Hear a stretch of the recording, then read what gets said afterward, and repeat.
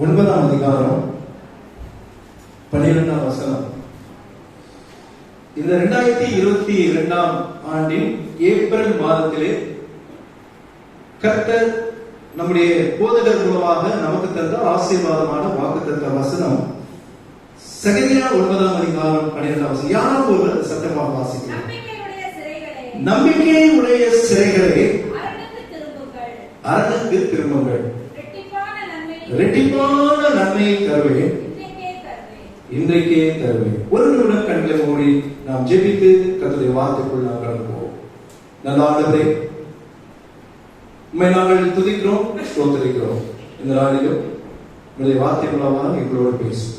இந்த நேரத்தை ஒவ்வொருவருக்கும் மோட்சமாக்கிட்டார் இயேசு மூலம் கேட்கிறோம், அன்புள்ள பிதாவே, ஆமென். ஹல்லேலூயா. சந்தோஷமா இருக்கீங்களா? இருந்தா சத்தம் கம்மியா வரல. உங்களுக்கு என்ன பாஸ்டர், ஞாயிற்றுக்கிழமையா வந்து மேல நின்றுறீங்க, 45 நிமிஷம் பேசுறீங்க, கேட்டு கேட்டு கேட்டு ரொம்ப கஷ்டம் பாஸ்டர், கேட்க முடியல, பிரசங்கம் பெருகி போச்சு, டெய்லி வேத ஆராய்ச்சி.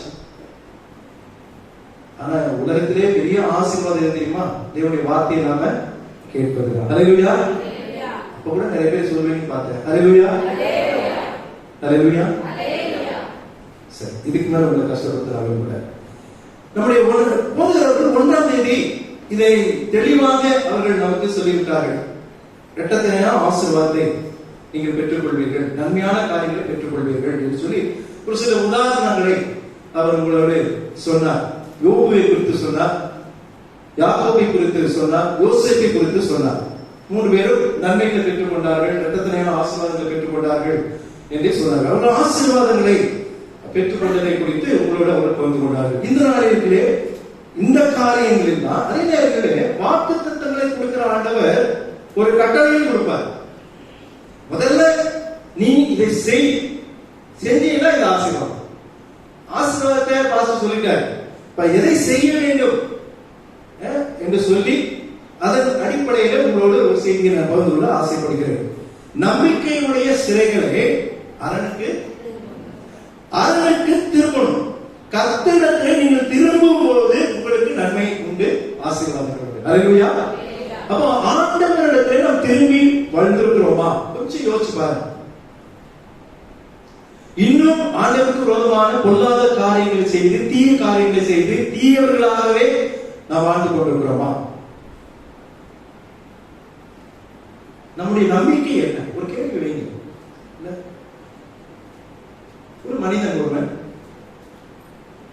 நிறைய முயற்சி எடுக்கிறான், ஆனா எதுவுமே வெற்றி கிடைக்கல. அதாவது வாழ்க்கையில ஒரு ஆசீர்வாதம் கிடைக்கல. எல்லாம் சொன்னாங்க, நீ கல்யாணம் பண்ணிடு ஆசீர்வாதம் வந்துடும் அப்படின்னாங்க. அவன் கல்யாணமும் பண்ணி கொண்டான். ஆனாலும் அவனுடைய வாழ்க்கையில இன்னும் வறுமை இருந்தது, ஆசீர்வாதம் கிடைக்கல. அவன் என்னோட யோசிச்சு பார்த்தான், என்னடா எவ்வளவு முயற்சி செய்கிறோம், அப்படி வாழ்க்கை இன்னும் வளமாக வரவே இல்லையே, இன்னும் அன்றாட தேவைகளுக்கே கஷ்டப்பட்டு கொண்டிருக்கிற சூழ்நிலை, இதுல கல்யாணம் பண்ணி தொலைச்சிட்டுமே எப்படி சொல்லி யோசித்துக் கொண்டிருக்கும் போது அவன் கவலையோடு ஒரு இடத்துல நடந்து போய் கொண்டிருந்தான். அப்பொழுது அவன் காலிலே ஒரு சின்ன நாணயம் தடைப்பட்டது. நீ என்னடா எடுத்து பார்க்கனா, அதை பார்த்தவங்க அவனுக்கு அதிர்ச்சி. ஒரு நாணயம் உங்களுக்கு எத்தனை பேருக்கு தெரியுமோ தெரியாது. இன்னைக்கு காசு எல்லாம் இருக்கு, அதுல ஓட்ட இருக்க. ஆனா அந்த நாட்களிலே துளை நாணயம் சொல்லுவாங்க, இல்ல ஓட்ட போட்ட காசு இருக்கும். எத்தனை பேர் நீங்க பார்த்திருப்பீங்களா தெரியாது, உங்களை பார்த்திருக்காங்க. அந்த காசு யாருக்கு கிடைக்குதோ அவர் ரொம்ப அதிர்ஷ்டசாலி சொல்லுவாங்க. இவன் இவ்வளவு நாள் எவ்வளவோ முயற்சி செஞ்சா, இப்ப அவன் கையில அந்த துளை போட்ட நாணயம் கிடைச்ச உடனே இவனுக்கு ஒரு சந்தோஷம். இது யார் கையில கிடைச்சா ரொம்ப அதிர்ஷ்டசாலி ஆயிடுவாங்க, பெருமையா வளர்ச்சி ஆயிடுவாங்க சொல்லி இதை நான் பத்திரப்படுத்திக் கொள்ள வேண்டும் சொல்லி அவன் என்ன பண்றான், அதை எடுத்து வந்து தன்னுடைய வீட்டில இருக்கிற தன்னுடைய கோட் பாக்கெட்ல போட்டு விட்டு அதை அவன் ஹேங்கர்ல மாட்டி வைத்து விட்டு அவன் தினமும் தன்னுடைய அன்றாட வேலையை செய்ய ஆரம்பித்தான். ஒவ்வொரு நாளும் அவனுடைய வேலை காலை எழுந்திரிச்ச உடனே அந்த கோட்டை உள்ள கையில எடுத்து பார்க்க மாட்டான், தொட்டு பார்ப்பான். அந்த துளை போட்ட நாணயம் இருக்கும், உடனே போயிடுவான். வாழ்க்கையில இது வரைக்கும் நடக்காத அதிசயங்கள் அவருடைய வாழ்க்கையில நடக்க ஆரம்பிச்சது. வறுமையிலே வாழ்ந்து கொண்டது அவன் கொஞ்சம் கொஞ்சமாக அவன் வளர்ச்சி அடைய ஆரம்பித்தான். ஒரு 10 வருஷத்துல பாத்தீங்கன்னா பெரிய பணக்காரன் ஆயிட்டான். அப்ப இப்ப தினத்தோறும் இவனுடைய நம்பிக்கை என்ன தெரியுமா? நான் வளர்ச்சி அடைந்ததற்கு, உயர்ந்ததற்கு, நான் ஆசீர்வாதமாக மாறினதற்கு, நான் பெரிய பணக்காரன் மாறினதற்கு ஒரே காரணம் என்னது? அந்த நாணயம். அந்த நாணயம் வந்ததுனாலதான் நான் என்ன பண்ணிட்டேன், வாழ்க்கையில உயர்ந்துட்டேன். 10 வருஷம் கடந்தது. இவனுக்கு ஒரு ஆசை. 10 வருஷமா தொட்டு பார்த்துக்கிட்டு இருக்கிறவன் ஒரு நாளைக்கு அந்த மீண்டும் அதை கையில் எடுத்து பார்க்கலாம் அப்படின்னு சொல்லி அந்த கோட்டு, அது 10 வருஷம் அந்த கோட்டு எடுக்கலாம், என்ன ஆகும், தூசி படிச்சிருக்கு. அவன் என்ன பண்ணான், உதற போறான், மனைவி ஓடி போறான், என்ன பண்றீங்க, இல்லம்மா அதுல உள்ள ஒரு நாணயத்தை எடுத்து எதுக்கு கேட்பாரு, நீங்க எதை பார்க்கல, எனக்கு நீங்க பார்க்கணும் போல இருக்கு. அவன் தடுக்கிறான். இவனுக்கு நீ ஏன் தடுக்கிற, இல்ல வேணாம், இல்ல நான் பார்க்க, கையை விட்டு எடுக்கிறான். அது துளை போட்ட நாணயம் தான் இருந்தது. ஆனா அது நாணயம் இல்ல, ஒரு இரும்பு துண்டுல ஓட்டை போட்டு இருந்தது. இவனுக்கு அதிர்ச்சி ஆகி போச்சு, என்னடா இது, 10 வருஷமா இங்கே நான் தொட்டு பார்த்துட்டு போனேன், எப்படி இது மாறுச்சு. அப்படியே திரும்பி ஒய்ஃப பாக்குறான். ஒய்ஃப் அப்படிங்கிற பயத்துல சொல்ல, என்ன மன்னிச்சிருக்க, நீங்க கொண்டு வந்து கொடுத்தீங்க, நானும் பார்த்தேன், கோட்ல போட்டீங்க பார்த்தேன். ஒரு வாரம் கழிச்சு இதை நான் உதறும் போது உள்ள பார்க்கறது பார்த்தா அந்த நாணயம் காணாம போயிடுச்சு. நீங்க அதிர்ஷ்டம் சொல்லி நம்பினீங்களே, உங்களுக்கு தெரிஞ்சவங்க திட்டுவீங்கன்னு சொல்லிட்டு அதே மாதிரி ஒரு இரும்புல என்ன பண்ண ஓட்டை போட்டு ஒரு நாணயத்தை செஞ்சு அந்த கோட்ல போட்டுட்டேன். நல்லதாக நீங்களும் 10 வருஷமா அதை பார்க்கல, இன்னைக்குதான் பார்த்திருக்கீங்க, நான் மாட்டிக்கிட்டேன்.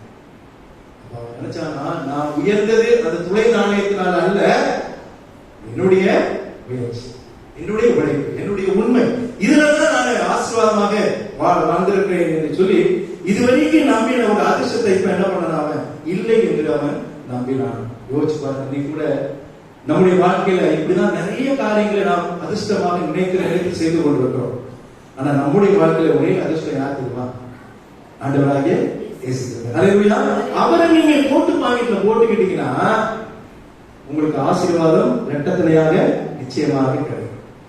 ஆண்டவருக்கு நன்மையும் ஒரு தருவேன், இன்றைக்கே தருவேன் சொல்ற. ஆனா ஒரு காரியம், அவருடைய அரணுக்கு நீங்க என்ன பண்ணணும், திரும்ப வேண்டும். சரி, போன வாரம்ல நான் பிரசங்கம் பண்ணும்போது என்ன தலைப்புல பிரசங்கம் பண்ண யாராவது சொல்ல முடியுமா? அந்த ஒருத்தர் சொல்றாங்க, நேற்று சாப்பிட்ட சாப்பாடே எனக்கு ஞாபகம் இல்லை பாஸ்டர். இல்ல நீங்க போன வாரம் சொல்லுங்க. அப்போ எதுக்கு நான் சொல்றேன்னா, நான் பண்ணுகின்ற பிரசங்கங்களை கரெக்டா ஞாபகம் வச்சுக்கிறேன். 2019 இந்த பிரசங்கத்தை பண்ணேன், கிட்டத்தட்ட 3 வருஷம் ஆகும். கடந்த வாரத்துல ஒருத்தர் போன் பண்ணி, பாஸ்டர் இந்த பிரசங்கத்தை எனக்கு பண்ணணும்னு சொன்னாங்க. இந்த பிரசங்கத்தை பாத்தீங்கன்னா உங்களுக்கு தெரிஞ்சிடும். ஆனா புதிதாக நிறைய பேர் வருகிறீர்கள், அதனால எனக்கு அது வசதியா போச்சு. நான் அடிக்கடி சொல்லுவேன், ஒரே சபையில பிரசங்கம் பண்றது ரொம்ப கஷ்டம் இல்லையா? ஒரு பிரசங்கத்தை வச்சு 100 சபையில பண்ணிடலாம். ஆனா ஒரு சபையில நீங்க 1000 பிரசங்கத்தை கையில வச்சிருந்தாதான் பண்ண முடியும். ஏன்னா பாஸ்டர் இந்த வாரம் இந்த ஏற்கனவே நீங்க சொல்லிட்டீங்க பாஸ்டர், ரொம்ப அழகா சொல்லுவாங்க இல்ல. ஆனா இந்த பிரசங்கம் எனக்கு ரொம்ப பிடிக்கும். ஏனென்றால் வாழ்க்கையில நாம் திருந்தனா வாழ்க்கையில ஆசீர்வாதங்கள் கிடையாது. வேதத்துல தீயவர்களாக இருந்து திருந்திய மக்கள் உண்டு.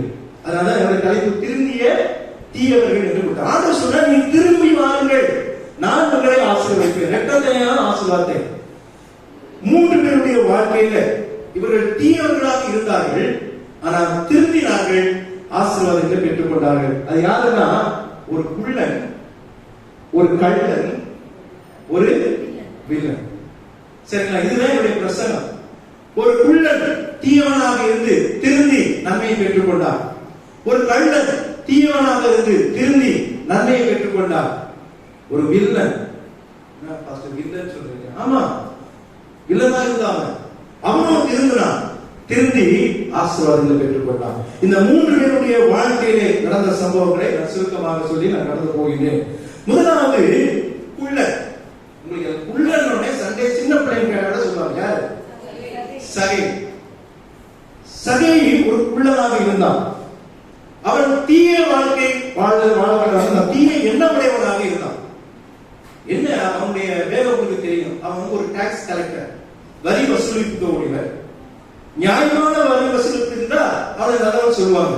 ஆனா அவன் அநியாயமா வரி வசூலித்து ஒரு கவர்மெண்ட் நீங்க 1000 ரூபாய் அவன் வரி வசூல, இவன் போய் அவனை சண்டை போட்டு கூட அதிகமா 1000 ரூபாய் 2000 ரூபாய் குடும்பமாக சேர்த்திருந்தா அவனை யார் நல்லவன் சொல்லுவாங்க. அப்படி வாழ்த்தவன் தான் இந்த சபை. ஒரு டாக்ஸ் கலெக்டராக இருந்தவன், தீய குண உடையவன், தீய எண்ணம் உடையவன். ஆனா இந்த குள்ளன் சகை என்பவன் மனிதர்களாக வெறுக்கப்பட்டவன். லூக்கா எழுதின சுவிசேஷம் 10ஆம் அதிகாரம் 1 முதல் 10 வரை நாம் இந்த லூக்கா 19 1 முதல் 10 வரை இந்த காரியத்தை நாம் உணர்கிறோம். இயேசு கிறிஸ்து இந்த சகையை சந்திக்கிறார். உங்களுக்கு கதை தெரியும். இவனுக்கு இயேசுவை பார்க்க வேண்டும் என்று ரொம்ப ஆசை. கெட்டவன் தான், தீயவன் தான், தீய எண்ணம் உடையவன் தான். ஆனா இயேசு கிறிஸ்துவை குறித்து அவன் அறிகிறான். இவரை பத்தி நிறைய பேர் பேசுறாங்க, இவர் அற்புதங்கள்லாம் செய்யறாரு சொல்றாங்க, இவர் எப்படியாவது பார்க்கணுமே. அது அவன் தன்னுடைய பகுதிக்கு வர ஒரு பெரிய ஒரு முதலமைச்சரோ ஒரு பிரதமரோ ஒரு பெரிய ஆளோ இந்த பகுதிக்கு வராங்கன்னா நம்ம என்ன வீட்டுல வந்துருவோமா, இப்படிதான் இருக்காரு போய் பார்க்கலாமே சொல்லி இருப்போம், ஓடி முயற்சி செய்வோம். இவன் அப்படிதான் முயற்சி செய்கிறான். இந்த குள்ளனாய் இருக்கிற சகையு இயேசுவை பார்க்க வேண்டும் என்று சொல்லி கடைசி வேற வழி இல்ல, ரொம்ப குள்ள எல்லாம் உயரமா இருக்கிறாங்க, இயேசுவை பார்க்க முடியல, மறைக்க முடியல, கூட்டம் நிறைய. அப்ப என்ன பண்றான், அவன் ஒரு மரத்தின் மேலே ஏறினான். மரத்தின் மேலே ஏறி இயேசுவை பார்க்கிறான். இயேசு முன்னாடி சகையை பார்க்கல.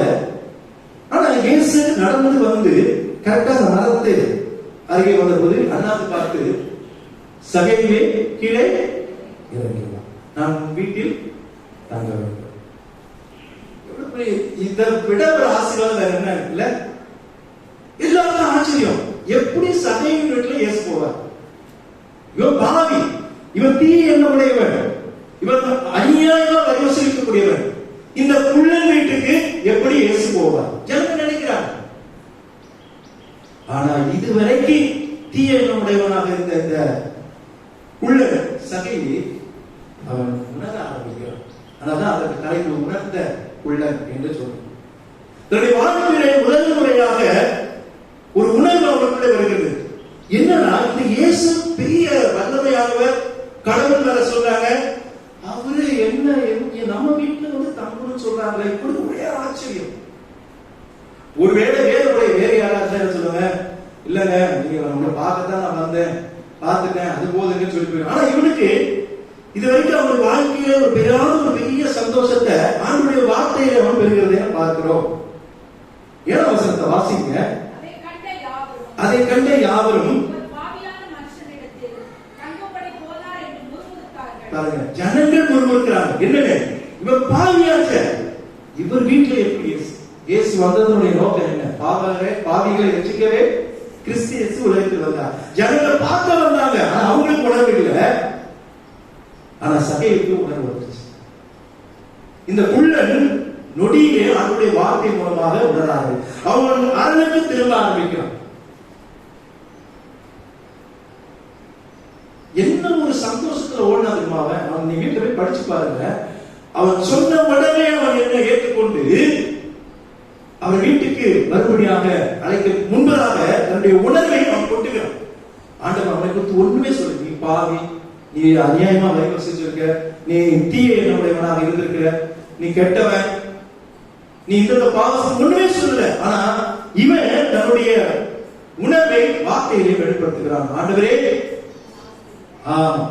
நான் வந்து நிறைய தப்பு செஞ்சிருக்கிறேன், நான் தெரிஞ்சு போச்சு, நான் பண்ண பெரிய தப்பு என்ன, மற்றவரிடத்திலே அநியாயமாய் பணத்தை பிடிக்கணும். அவன் என்ன சொல்லிட்டான், நான் எல்லாத்தையும் கொடுத்துறேன். நான் ஒருத்தர்கிட்ட 100 ரூபாய் வாங்கிட்டா என்ன பண்றேன், 400 ரூபாய் கொடுத்துறேன். அப்ப இவங்க என்ன இருக்குன்னு நினைக்கிறீங்க? ஒண்ணுமே இருக்காது. ஆனா பரவாயில்ல, ஒருத்தர் என் வீட்டுக்கு வர, யார் வர? இயேசு வர. அல்லேலூயா. அவன் இந்த குள்ளன் உணர்ந்தான், தீய எண்ணமுடையவனாக தான் இருந்தான். ஆனா ஆண்டவரிடத்தில் அவன் திரும்பின உடனே அவனுக்கு ஒரு பெரிய ஆசீர்வாதம், ஒரு பெரிய சாட்சி. இயேசுவே அவர்களுக்கு சாட்சி சொன்னாங்க. இதுவரைக்கும் பாவிகள் என்று ஜனங்க சொன்னாங்க. ஆனா இயேசு என்ன சொன்னார் தெரியுமா? வாசிங்க 9ஆம் வசனம். இயேசு சகையை நோக்கி, இன்றைக்கு இந்த வீட்டுக்கு ரட்சிப்பு வந்தது, இவனும் ஆபிரகாமின், இதுக்கு முன்னாடி அவன் யாருக்கு குமாரனா இருந்தான்? பிசாசுக்கு குமாரனாக இருந்தான். இன்னைக்கு ஆபிரகாமுடைய தேவனுக்கு அவன் குமாரனாக மாறி பொழுதிலே மாறிட்டாங்க. நீங்க ஆண்டவருடைய அருளுக்கு நீங்க திரும்பி வரும்போது உங்களுடைய வாழ்க்கையில ஆசீர்வாதம். இவன் பணம் காசெல்லாம் இப்ப நம்பல, இவன் நம்பிக்கையில யார் வந்துட்டாங்க? இயேசு. ஒன்னும் நீ போ, நீ என் வீட்டுக்கு வரீங்க, எனக்கு அது போ. வாழ்க்கை மாறி அப்படி இருந்திருப்பா நினைக்கிறீங்களா? இதை காட்டிலும் பெரிய ஆசீர்வாதத்தை ஆண்டவர் சரியாக சொல்ல பதல, ஆனா கண்டிப்பாக ஆசீர்வாதத்தை அவன் பெற்று. முதலாவதாக திருந்திய தீயவர்களிலே இந்த உணர்ந்த குள்ளன் தீய என்ன உடையவனாக இருந்தான், ஆனா ஆண்டவராலே சாட்சி பெற்றான். என்ன சார்? ஆபிரகாமின் குமார். உங்களை குறித்து ஆண்டவர் சாட்சி சொல்ல முடியுமா? நம்முடைய வாழ்க்கையில நாம் தினந்தோறும் தவறுகிறோம், அதை யாருமே மறுக்க முடியாது. நான் எந்த ஒரு தவறு செய்ய மாட்டேன் பாஸ்டர், எந்த ஒரு பாவம் நம்முடைய சிந்தையிலேயோ நம்முடைய எண்ணங்களிலோ நம்முடைய செயல்களிலோ எப்படியாவது ஏதோ ஒரு விதத்துல ஒரு நாள் நாம் தவறு எடுக்கிறோம். ஆனா ஆண்டவரிடத்துல நாம் திரும்பி திரும்பி வரும்போது ஆண்டவர் நமக்கு நன்மையை தருவார், அதுவும் இன்றைக்கே தருவார், அதுவும் இரட்டத்தனையான ஆசீர்வாதத்தை தருவார். கரெக்ட் வந்து அதை சொல்லுங்க. முதலாவது உணர்ந்த குள்ளன் அவன் திருந்தினான், கர்த்தரிடத்திலே அவன் சாட்சி பெற்றான். இரண்டாவது உருகிய கள்ளன் குள்ளன், இரண்டாவது கள்ளன். இவன் அவன் உணர்ந்தான், இவன் உருகினான். இவனை குறித்து உங்களுக்கு தெரியும். லூக்கா எழுதிய சுவிசேஷம் 23ஆம் அதிகாரம் 39 இருந்து 43 வரைக்கும் இவன் பேசுற அந்த பேச்சுகள் வருகிறது. இவன் தீய குணமுடையவன், அவன் தீய எண்ணமுடையவனாக இருந்தான், இவன் தீய குணமுடையவனாக இருந்தான். இவனுடைய பெயர் வேதத்துல ஒரு குறிக்கப்பட்ட, ஆனா வேத பண்டிதர்கள் என்ன சொல்றாங்க, இவனுடைய பேர் டிஸ்மஸ். இந்த கள்ளனுடைய பெயர் டிஸ்மஸ் என்று சொல்லப்படுகிறது. அப்போ இந்த கள்ளன் நாளெல்லாம் தீய குணமுடையவனாக, திருடனாக, பல வீட்டிலே போய் பொருட்களை அபகரிக்கிறவனாக இருக்கின்றான். ஆனா இந்த நேரத்தில் ஒரு தண்டனைக்கு உட்பட்டு இருக்கிறான். உங்களுக்கு தெரியும், இயேசுவை நடுவிலே சிலுவையில் அறைந்திருக்கிறார்கள். அவர் தண்டனைக்குரியவர் அல்ல, அவர் பாவம் அறியாதவர், அவர் பாவம் செய்யாதவர். ஆனால் நமக்காக பாவத்தை ஏற்றுக்கொண்டவர், சிலுவையிலே தொங்கிக் கொண்டிருக்கிறவர். வலதுபுறத்திலும் இடதுபுறத்திலும் 2 கள்ளர்கள் இருக்கிறார்கள். அதில் 2 கள்ளர்களுமே இயேசுவை தூசிக்கிறார்கள். நீங்க வேதத்துல பார்த்தா அதான் தெரியும். ஆனா ஒரு நேரத்துல, ஒரு கட்டத்துல என்ன நடக்குது, ஆண்டவருடைய அந்த அன்பான வார்த்தைகள், ஏன்னா முதல் வார்த்தையிலேயே அவன் சாதிட்டான். இயேசுட்ட முதல் வார்த்தை என்ன சொன்னாரு? பிதாவே இவர்களை. ஏன்னா ஒரு கண்ணாய் இருக்கிற இவனுக்கு மன்னிக்க மனசு இல்லை. இவனுக்கு பிதாவே இவர்களுக்கு மன்னியும், தாங்கள் செய்கிறது இன்னதென்று அறியாதிருக்கிறார்களே என்ற அந்த வார்த்தையிலும், இதற்கு முன்பதாக அவரை கொடுமைப்படுத்தினார்கள், அவரை வாரினால் அடித்தார்கள், முள்முடி சூட்டினார்கள், வீட்டினால் ஊற்றினார்கள், ரத்தம் அடிந்து கொண்டிருக்கிறது. ஆனாலும் அவருடைய அன்பை நினைத்து நினைத்து நினைத்து நினைத்து அவன் கொஞ்சம் கொஞ்சமாய் உருக ஆரம்பிக்கிறான். ஆனா ஒரு கள்ளன் இன்னும் கடின நிறைந்தவர்களாக இருக்கிறான். ஆனா ஒரு கள்ளனும் அவன் உருகிய வண்ணமாக இருக்கிறான். அப்பதான் பார்க்கிறான் தன்னுடைய நேசர், தன்னுடைய தெய்வம் இவன்தான் என்பதை அவன் அங்கு ஏற்றுக்கொள்கிறதை பார்க்கிறான். அதனால 42ஆம் வசனத்துல ஒரு ஜெபம் பண்றான். கடைசி கட்டத்துல வந்திருக்கிறான். இன்னும் கொஞ்ச நேரத்துல அவனும் மறிக்க போகிறான். அவனுக்கு என்ன, சரி ஒரு ஜெபத்தை கேட்க. என்ன சார்? 40ஆம் வசனம் வாசிங்க. இயேசுவுக்கு, ஆண்டவரே நீர் உம்முடைய ராஜ்யத்தில் வரும்போது கரெக்ட் சொல்லுங்க. நீங்க இந்த வார்த்தைகளை என்னைக்காவது சொல்லிருக்கீங்களா? ஆண்டவருடைய ராஜ்யத்துல நாம இருக்கணும். அதுதான் ஆசீர்வாதம், அதுதான் பெரிய ஆசீர்வாதம். இந்த உலகத்துல கொஞ்ச நாள் 40 வயசோ 50 வயசோ 70 வயசோ 100 வயசோ, இந்த நாட்கள்ல 100 வயசுலாம் தாராளமா இருந்தாங்க. இன்னைக்கு 100 வயசு ஆட்களை பார்க்கறது ரொம்ப அரிது. கிராமத்துலதான் 1-2 இருந்துட்டு இருக்கு. ஆமா, அதுதான் உண்மை. நீங்க பட்டணத்துல பார்க்கவே முடியாது. அதிகபட்சம் 70 போனா அப்படிதான் இருக்கு காலங்கள்.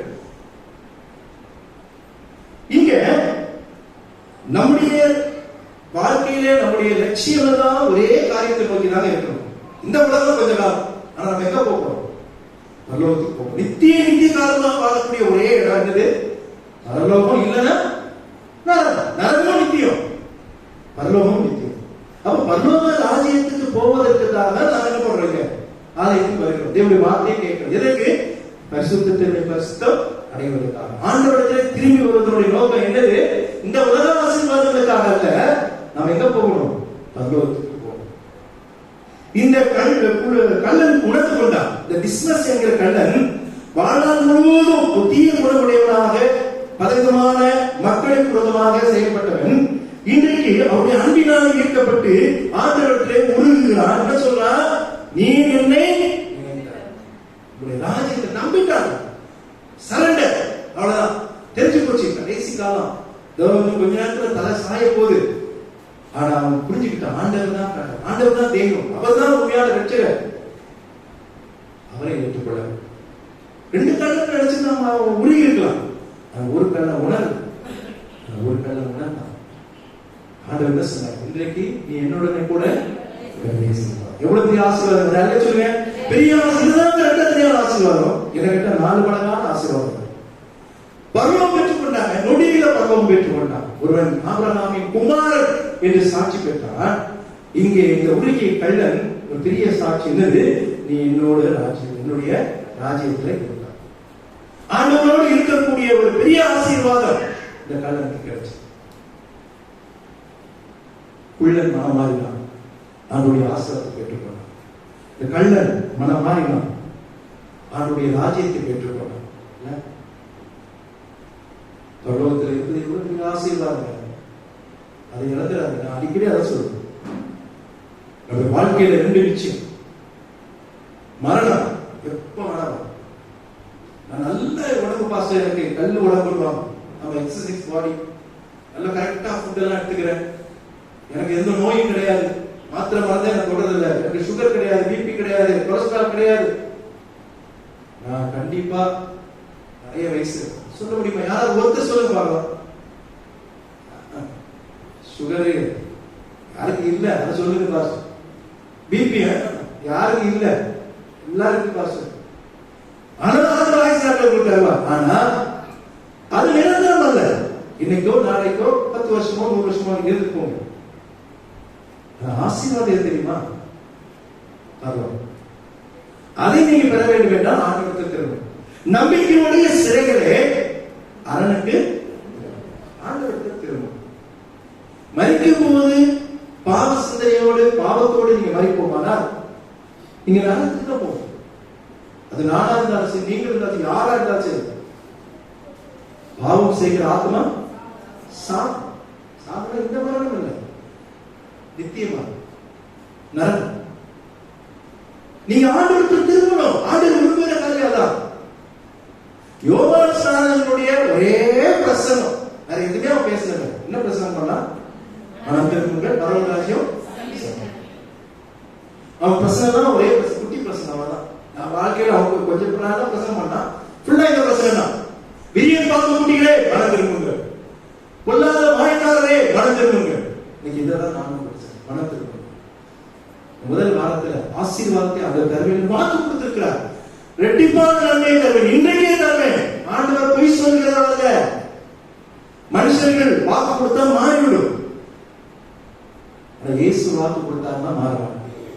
ஆனா நீங்க அரணுக்கு திரும்புங்கள் என்று ஒரு கட்டளை கொடுத்திருக்கிறார். இந்த உள்ள அவனுடைய அரணுக்குள் அவன் திரும்பினா ஒரு பெரிய ஆசீர்வாதம் பெற்றுக்கொள்ளும். இந்த கள்ளத்தை அவனுடைய அரணுக்கு திரும்பினா பெரிய ஆசீர்வாதத்தை பெற்றுக்கொண்டான். மூன்றாவதாக ஒரு வில்லன். ஏன் அவனுக்கு வில்லன் பேர்? யார் தெரியுமா அந்த வில்லன்? சவுல். ஏன் அவனுக்கு வில்லன் பேர் வச்ச? அவன் கிறிஸ்துவ மக்களுக்கு அவன் எப்படி இருந்தான்? விரோதியா இருந்தான். அப்ப அவன் பேர் என்ன? வில்லன். அப்ப குள்ளன், கள்ளன், வில்லன். சவுல் யார் தெரியுமா? சவுல் யார மாறினா அது தெரியுமா? அதை தெரிஞ்சுக்கணும்ல. பவுல் தான் இந்த சவுல். அல்லேலூயா. ஆமா, முன்னாடி சவுலா இருந்தா, ஆனா ஆண்டவரை ஏற்றுக்கொண்ட பிறகு சவுல் என்ன ஆயிட்டார்? பவுலாய் மாறிட்டார். அவன் உணர்ந்த பிள்ளன், இவன் உருகிய கள்ளன், இவன் வில்லனாய் இருந்தா இப்ப எப்படி மாறிட்டான்? உத்தம வில்லனாய் மாறிட்டான், உத்தமனாய் மாறிவிட்டான். ஆண்டவர் அவனுக்கு ஒரு சாட்சி சொன்ன என்ன தெரியுமா? வாசிங்க அப்போஸ்தலர் 9ஆம் அதிகாரம் 15ஆம் வசனத்தை யாராவது வாசிங்க. அப்போஸ்தலர் ஒரு சும்மா நான் எடுத்துக்கிறேன். அப்போஸ்தலர் 9ஆம் அதிகாரம் 15ஆம் வசனம். வாசிங்க. அதற்கு கர்த்தர், நீ போ, அவன் புறஜாதிகளுக்கும் ராஜாக்களுக்கும் இஸ்ரவேல் புத்திரருக்கும் என்னுடைய நாமத்தை அறிவிக்கிறதுக்காக. பவுலை குறித்து ஆண்டவர் சொன்ன சாட்சி என்னது? நான் தெரிந்து கொண்ட பாத்திரமாக. கிறிஸ்தவர்களை துன்பப்படுத்திக் கொண்டிருந்தவன் இந்த சவுல். இன்னைக்கு ஆண்டவர் சொல்றாரு, நீ போ. யாருக்கெல்லாம் சுவிசேஷம் அறிவிக்கணும் தெரியுமா?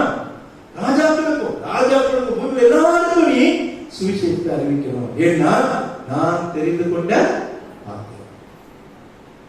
உத்தம வீரனாக மாறினான் இந்த சவுல், பவுலாக மாறினான்.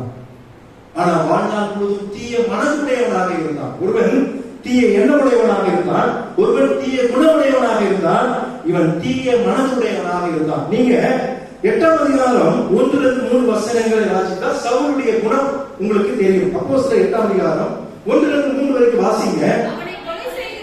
யாரை கொலை செய்வதற்கு? ஸ்தேவானை கொலை செய்வதற்கு சவுலும் சம்மதித்திருந்தான். நான் சண்டே ஸ்கூல் மெட்ராஸ் பைபிள் லீக்ல பாஸ்டர் அடிக்கடி பேர் சொல்லுவாங்க. தேவதாபுரத்துல நான் சண்டே ஸ்கூல்ல படிச்சுட்டு இருக்கேன். அப்போ விபிஎஸ் நடந்தது. லாக் நகர் என்ற பகுதியில் பெரிய ஸ்டேஜ் போட்டு விபிஎஸ் உடைய நாடகம் நடத்தினார்கள். எனக்கு அனனியா வேஷம். ஒரு நேரத்தில் அனனியாவாக நான் நின்று சவுலே சவுலே என்று கூப்பிடணும். என்னுடைய காட்சியில் அது வந்தது. அப்ப எங்க டீச்சர் பேர் டார்த்தி ஆண்டி. எனக்கு ரொம்ப ஞாபகம் இருக்கு. நான் ரிஹர்சல் சூப்பரா சொன்னேன், எல்லாம் போய் சொன்னேன். அந்த கூட்டத்தை பார்த்த உடனே எனக்கு கொஞ்சம் வந்துச்சு. இப்ப நம்ம கூட்டம் பழகி போச்சு நமக்கு. போய் நின்று நான் சவுலே சவுலே என்றுதான் கூப்பிடணும். அங்க நின்றுட்டு என் பேர் அனனியா. நான் நின்றுட்டு அனனியாவே அனனியாவே கூப்பிடுறேன்.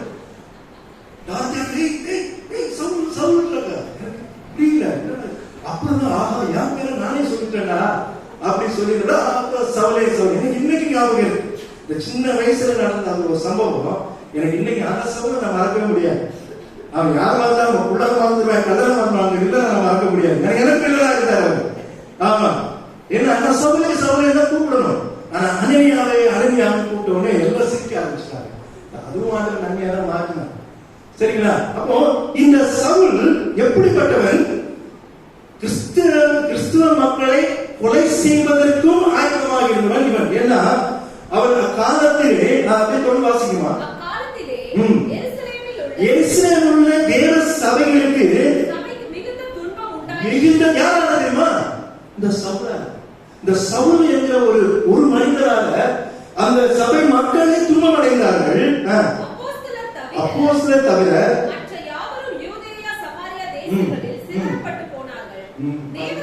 எல்லாம் சிறையிட்டாங்க.